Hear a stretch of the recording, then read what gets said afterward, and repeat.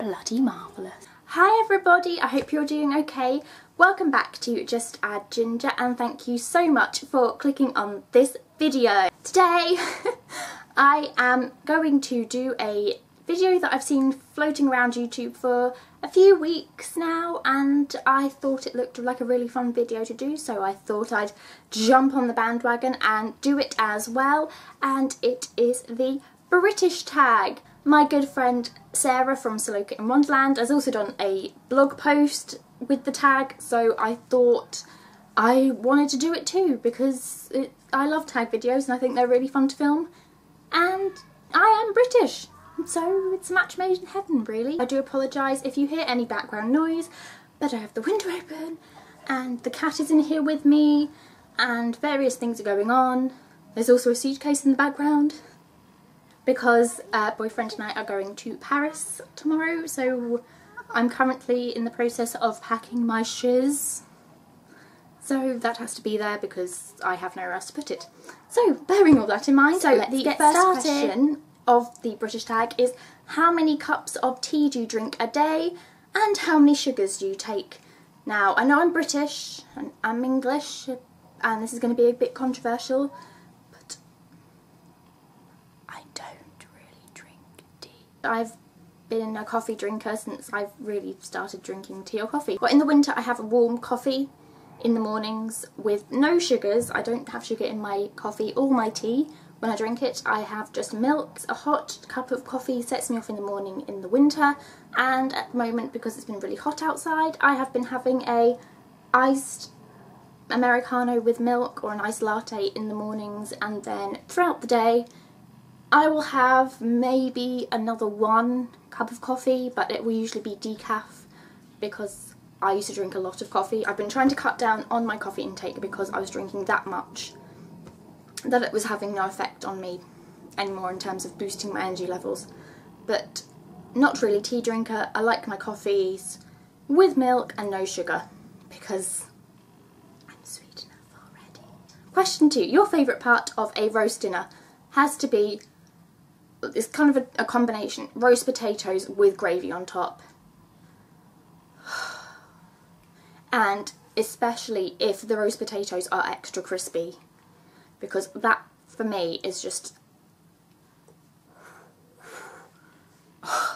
heaven.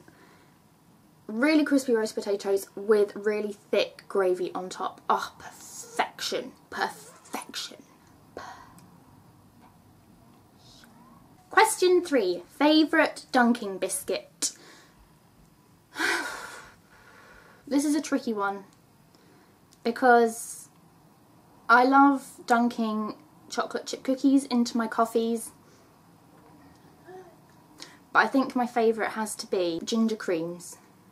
They're my all-time favourite biscuit, and just having that little kick of gingeriness in my coffee is just lovely, especially if it's cold outside. Chip cookies are a close second because I love those little blighters too. Question 4. Favourite quintessentially British pastime? Playing cards. I don't know if this is quintessentially British, but if I'm with my family and I'm down with them for a weekend and boyfriend's there, or we go away and we're all together, cards is usually the thing that we play. Usually we alternate between hearts and Newmarket. It's something that's always happened in our household, and it's really fun because my family are very, very competitive, and when it gets to that point in the game where 2 of us are drawing, tears may happen. Bringing boyfriend into that situation was quite funny because he's a very competitive person too, but card games are my favourite quintessentially British pastime. Question 5. Favourite word? Does it mean favourite British word? Because I do happen to like the word discombobulated because it just sounds funny, you know, when you say it. Discombobulated. How are you feeling? Oh, I'm feeling really discombobulated today. What's a British word? What is a British word? A British word. Lovely, jubbly, Like, splendid, marvellous, I think. is discombobulated? Discombobulated, probably, but I'm not sure what that is. It's a word. I know, yeah, but I don't know what it means.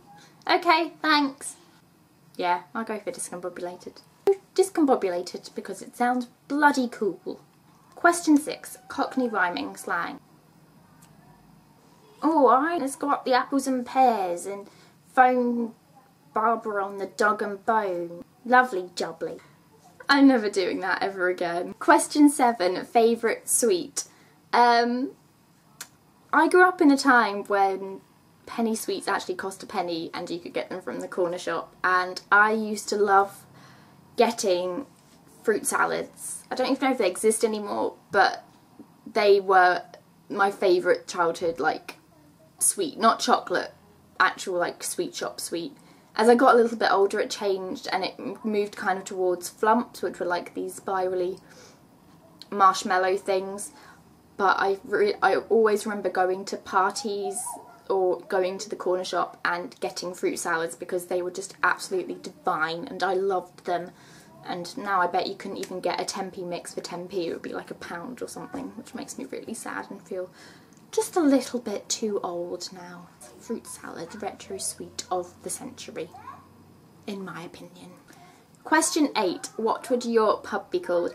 This is actually quite funny because when boyfriend and I first moved in together, so at the end of last year, we started to think about maybe building a bar area in our downstairs. Obviously this was before we got Dave, because you couldn't really do that now because his stuff takes up where we were going to do it, but we were thinking about what we would call the bar, and I came up with the Ginger Bear, and I thought that was quite good. So if I had a pub, I think it would be called the Ginger Bear. Question 9. Number 1 British person.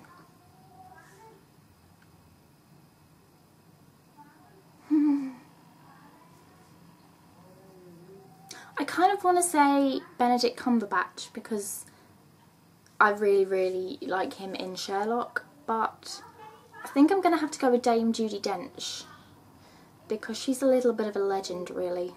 Dame Judi Dench, brilliant actress, actor, person, beautiful lady, represents Britain really well, I think, in the acting world. So Dame Judi Dench gets my vote. Question 10. Favourite shop / restaurant.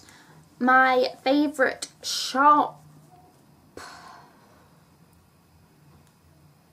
probably at the moment it's New Look, because I'm finding a lot of nice things in New Look at the moment.